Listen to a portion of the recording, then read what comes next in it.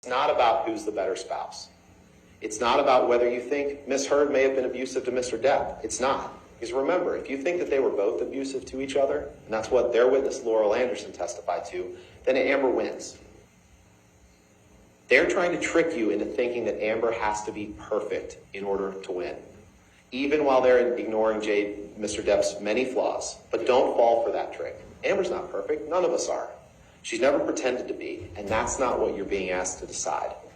One time, ladies and gentlemen, one time.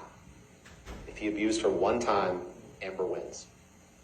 So let's take a look at some of the evidence. This was one of the first messages shown to Mr. Depp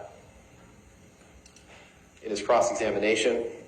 This is a message to Paul Bettany, his drug buddy, early on in their relationship, when he says, "Let's burn Amber. Let's drown her before we burn her. I will fuck her burnt corpse afterwards to make sure she is dead."